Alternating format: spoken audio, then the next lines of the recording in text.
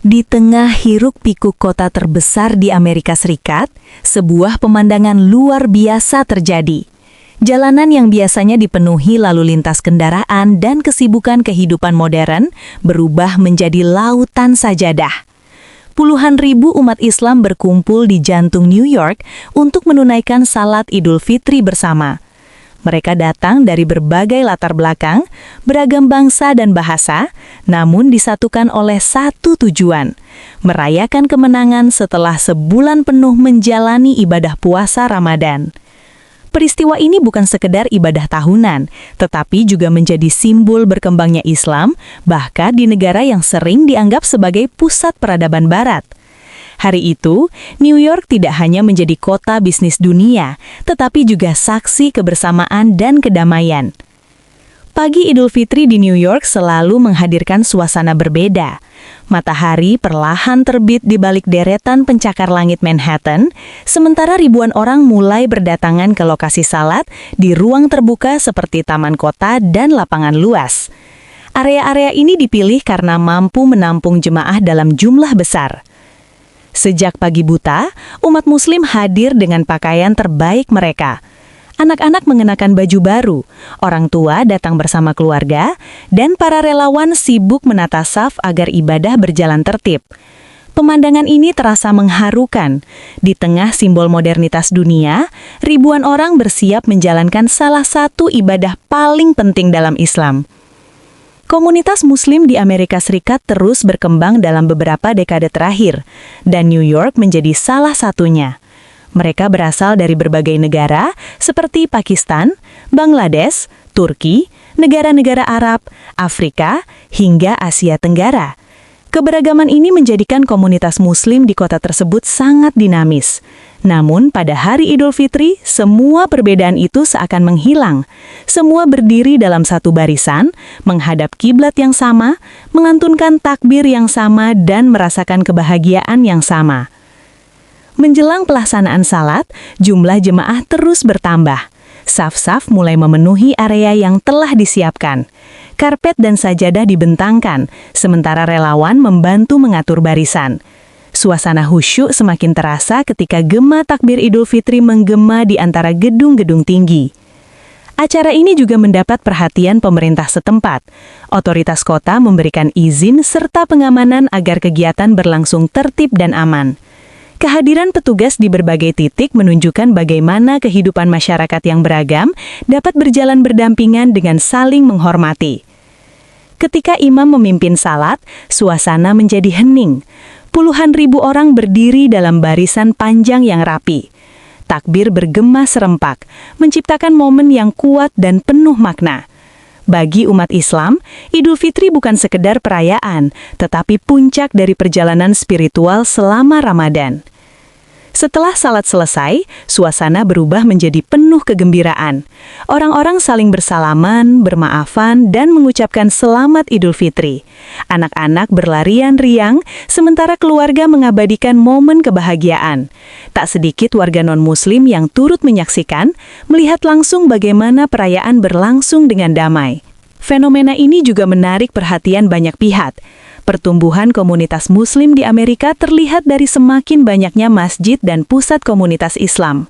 Aktivitas keagamaan yang dahulu terbatas di dalam masjid, kini mulai hadir di ruang publik, mencerminkan keterbukaan dan keberagaman masyarakat. Bagi umat Islam yang tinggal sebagai minoritas, momen ini memiliki makna mendalam. Mereka tetap dapat menjalankan ibadah dengan bebas dan penuh kebanggaan.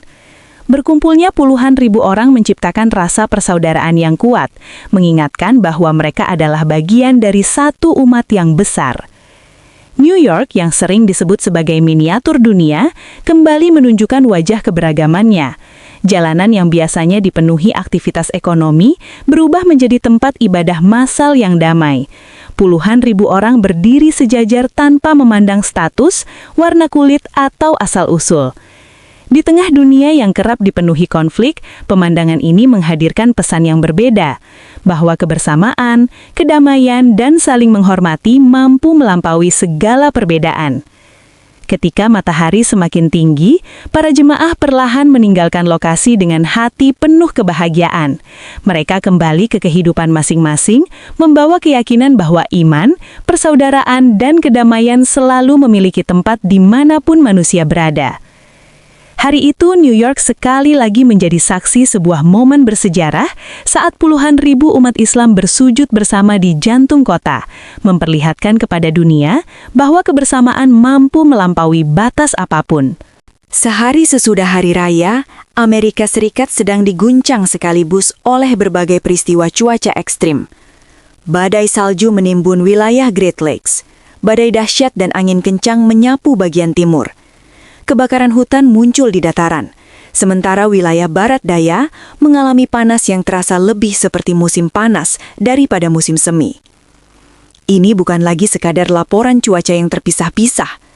Ketika begitu banyak ekstrim terjadi di satu negara pada waktu yang sama, orang mulai bertanya, apakah ini hanya kekacauan iklim atau sebuah peringatan yang terus diabaikan manusia? Dalam video ini, kita akan melihat lebih dalam apa yang sebenarnya terjadi, bukan hanya melalui fakta, tetapi juga melalui sudut pandang iman dan pelajaran Alkitab bagi dunia yang semakin gelisah. Pada suatu pagi yang tampak biasa di Ohio, langit tiba-tiba terbelah oleh cahaya api yang menyala terang. Ini bukan terjadi di malam hari, dan bukan sekadar bintang jatuh yang terlihat sesaat. Kali ini terjadi di siang hari, ketika orang-orang sedang berkendara dan menjalani rutinitas biasa. Beberapa detik kemudian, terdengar dentuman besar yang begitu kuat hingga banyak orang mengira terjadi kecelakaan serius. Menurut laporan yang terverifikasi, benda itu adalah objek dari luar angkasa yang memasuki atmosfer bumi dengan kecepatan sekitar 45.000 mil per jam. Saat memasuki atmosfer, udara di depannya terkompresi dengan sangat kuat hingga menjadi sangat panas, menciptakan bola api terang yang terlihat bahkan di siang hari. Ketika tekanan dan panas menjadi terlalu ekstrim, benda itu meledak di udara, menghasilkan gelombang kejut yang mencapai permukaan. Orang-orang tidak hanya melihat cahaya, tetapi juga mendengar suara ledakan seperti petir, namun lebih tajam dan dekat. Jendela bergetar, orang-orang keluar rumah dengan panik, mengira terjadi ledakan atau gempa. Dalam hitungan detik, rutinitas ribuan orang terganggu oleh sesuatu dari langit yang tak bisa diabaikan. Secara ilmiah, ini adalah meteor yang meledak di atmosfer, bukan pesawat, bukan satelit. Namun meskipun sains menjelaskan mekanismenya, satu hal tetap jelas. Momen seperti ini mengingatkan manusia betapa kecilnya mereka.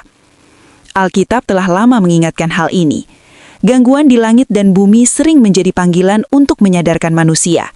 Dalam kisah Nuh, orang-orang hidup seperti biasa hingga banjir datang. Mereka bukan kekurangan tanda, tetapi kekurangan kesadaran. Peristiwa seperti ini seharusnya bukan menimbulkan ketakutan, melainkan kesadaran, mengingatkan kita untuk hidup lebih rendah hati, tidak ceroboh, dan kembali kepada Tuhan. Meteor di Ohio mungkin hanya peristiwa langka. Namun kadang, bahkan hal yang bisa dijelaskan oleh sains tetap membawa pesan peringatan.